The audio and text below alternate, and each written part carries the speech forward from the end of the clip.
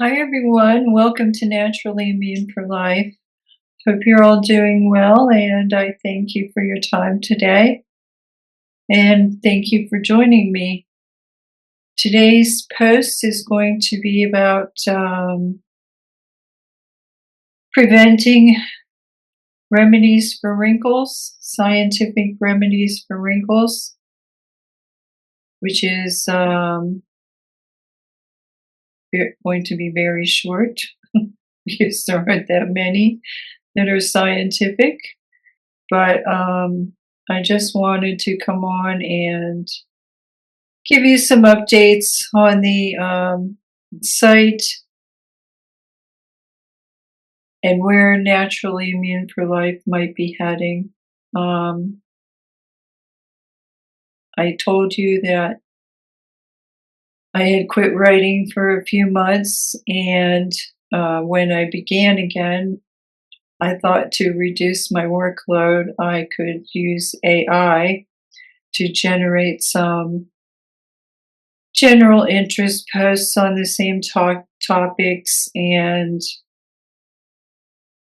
just make my workload a little lighter. And I know my topic very well, so it's not hard for me to edit what AI writes and check the references and all of that. But I'm finding that it's not saving me very much time. So I don't think I'm going to continue to do it. So I wrote a disclaimer on the homepage. New 2026, some content generated with the help of AI. All references and sources included and checked for accuracy. I have found AI useful for publishing related general interest posts.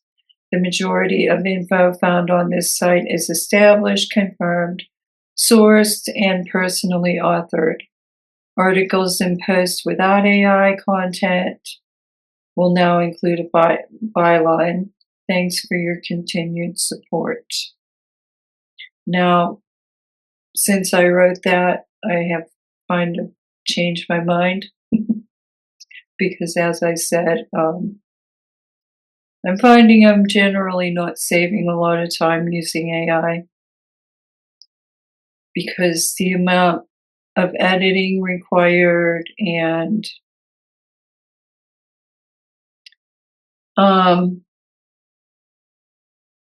well, I'm not saving a lot of time, put it that way. And I've just concluded that AI has kind of been wreaking havoc in every other area of my life, leading me to close one of my shops on March 1st. I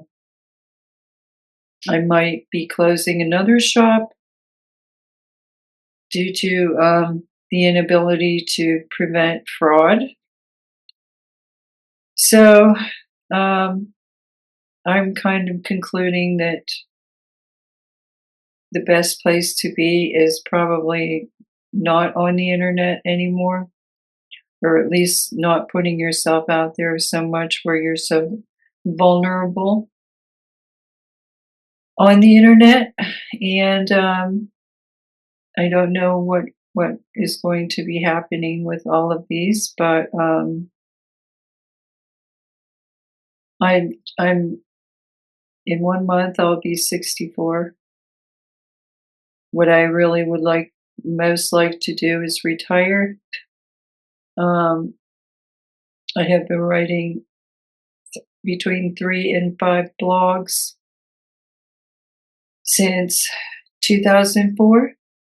My first health blog was FibroSmart, where I tackled the mysterious topic known as fibromyalgia, which led me down a rabbit hole. And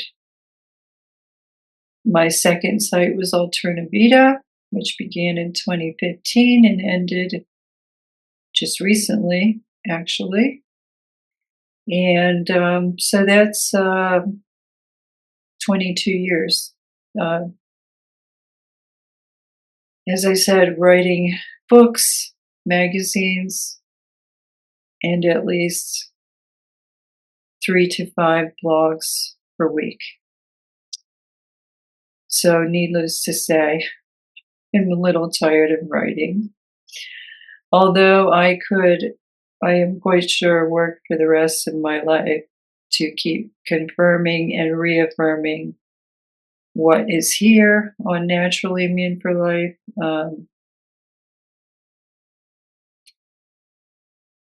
I kind of pivoted to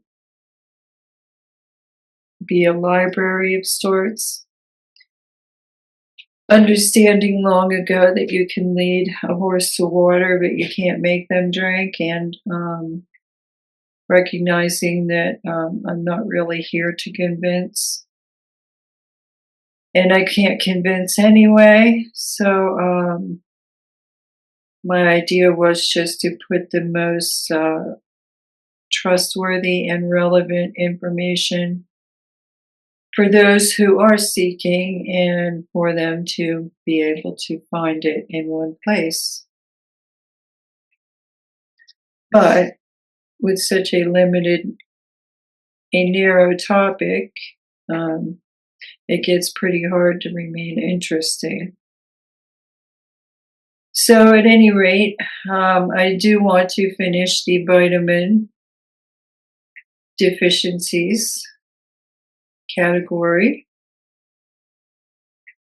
because nutrition is a way that you can reach people easily. And I would also like to keep abreast of developments in metabolic health, like diabetes, and help people along with that in consuming less sugar. So my idea with that was, the same as everything else. 80% of information out there only contains 20% of truth. And that 20% is quite a bit, but it remains 20%. And people are prone to chasing the latest fad. So my idea was to have a very extensive resource for people.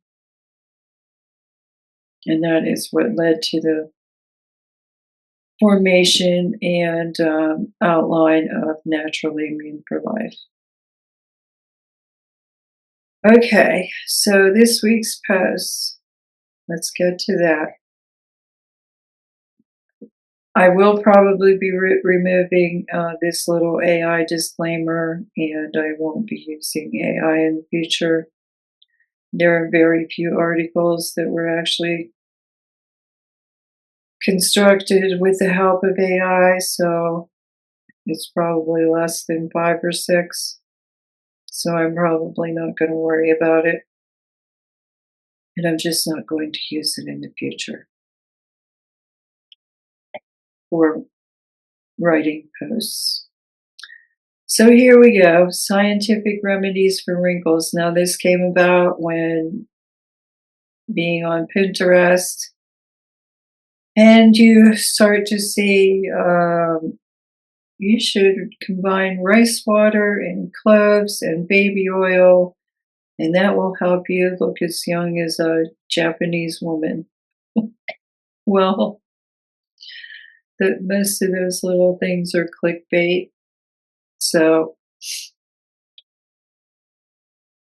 and then they have a little thing at the bottom. Research has shown, and that led me to actually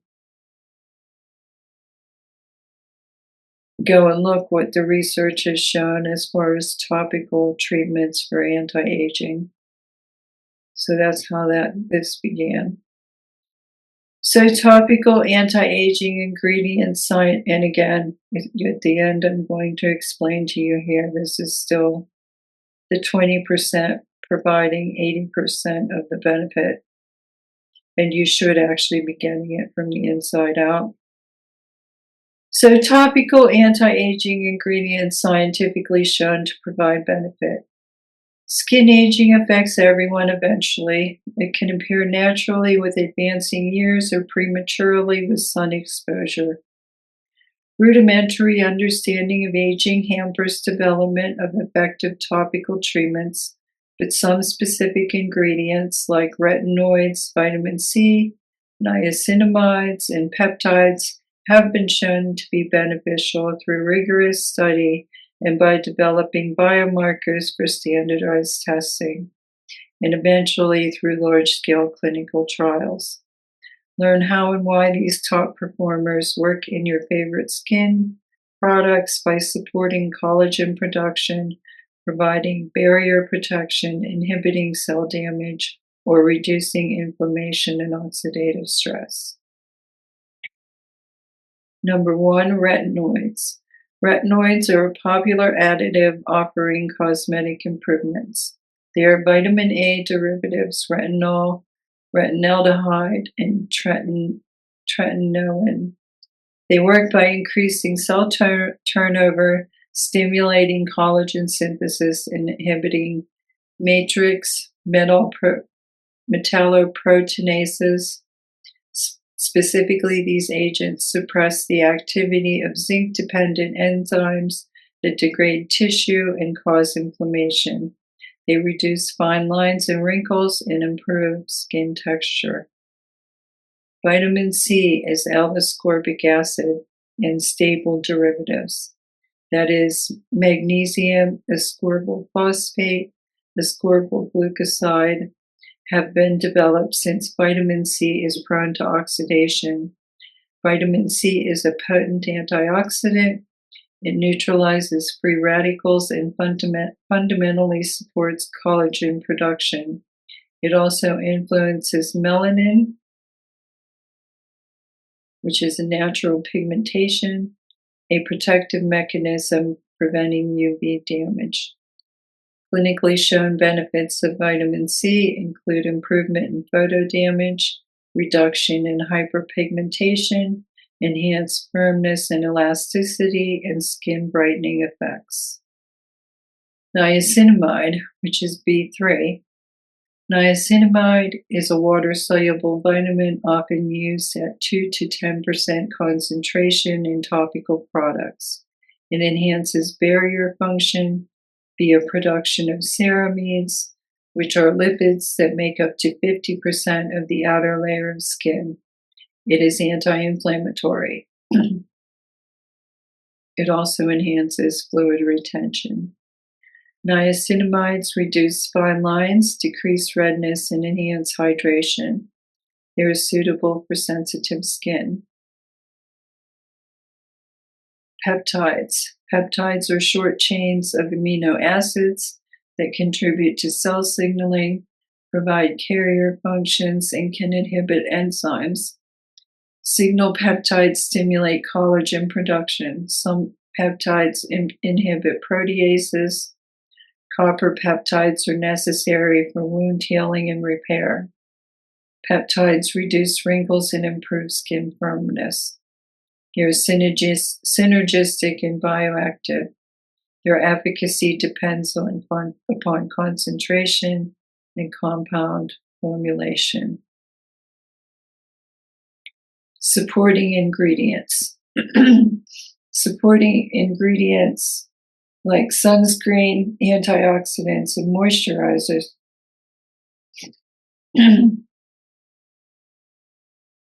support performance and may strongly influence results. Retinoids, vitamin C, niacinamides, and peptides show clinically demonstrated results in wrinkle depth, elasticity, and collagen density. They are generally considered safe and well tolerated, but you may want to introduce slowly. do patch testing or consult a dermatologist to discover which ingredient might be best suited for you. So among these, peptides are probably um, the one that gives most often gives mixed results. But in conclusion, among topical skincare ingredients, retinoids, vitamin C, niacinamide, and certain peptides have the strongest scientific support for improving visible signs of aging. Retinoids remain a top performer due to consistent evidence showing increased collagen production and reduction in fine lines.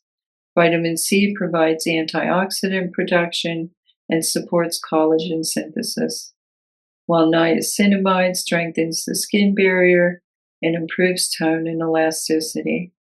Select peptides may further enhance collagen signaling and skin repair, though results can vary by formulation. When used consistently, these ingredients offer clinically supported strategies for healthier, more resilient, and younger looking skin.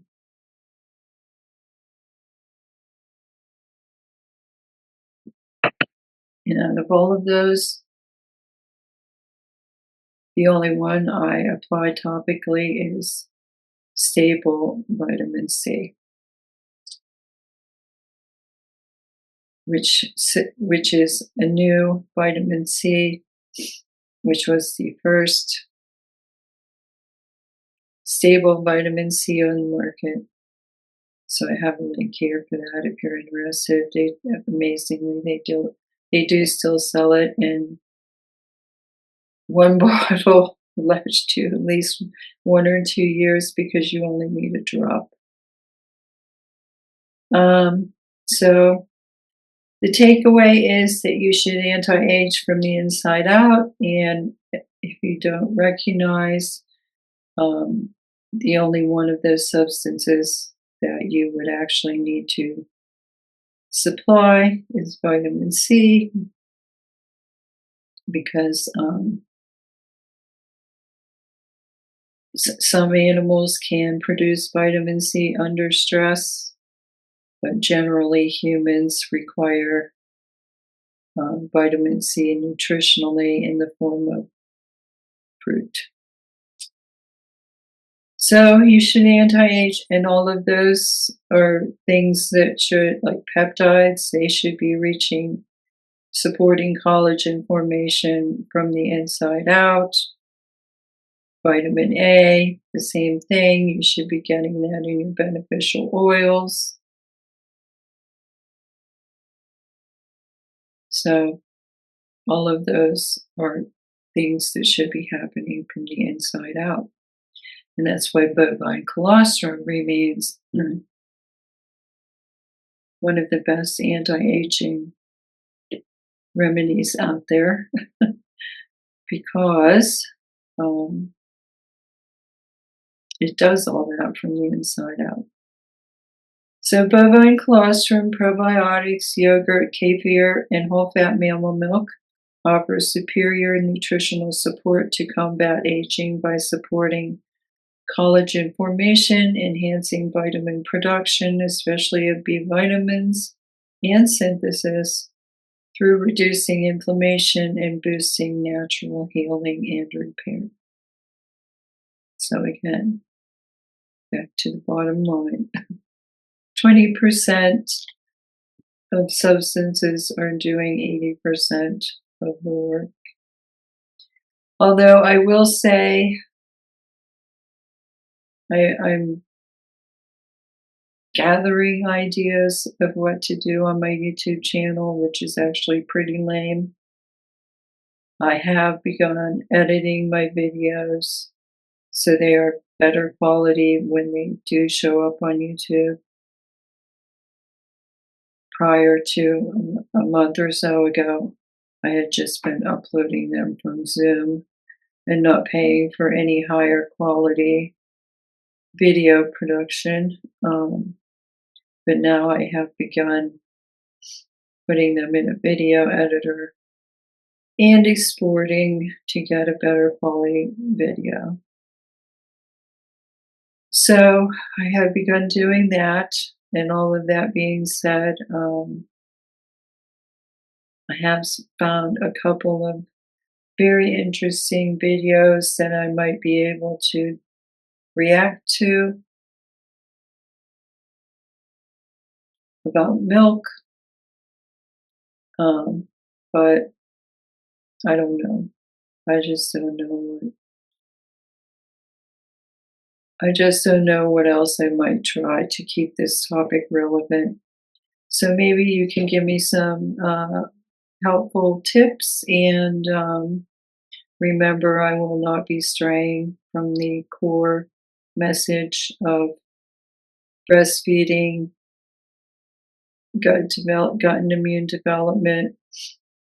Um, I will not be in how it affects nutrition and every other pillar of disease, and that would be infectious, arthritic, autoimmune, mental,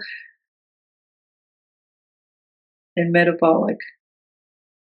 So all of those pillars of health are affected by this. So I will not be straying from this core topic ever. Just keep that in mind if you offer any suggestions. That's not going to be happening. But if you have any ideas, I will gladly take them into consideration. And as always, I thank you very much for your time, and I thank you for your continued support. And you should probably know that if you actually did go to Alternavita, I think it will be gone very soon. If it isn't already, that will be up to the developer. So, again, I thank you so much for your time, and you have a great day and a great week. Happy Valentine's Day, and we'll see you next time. Bye.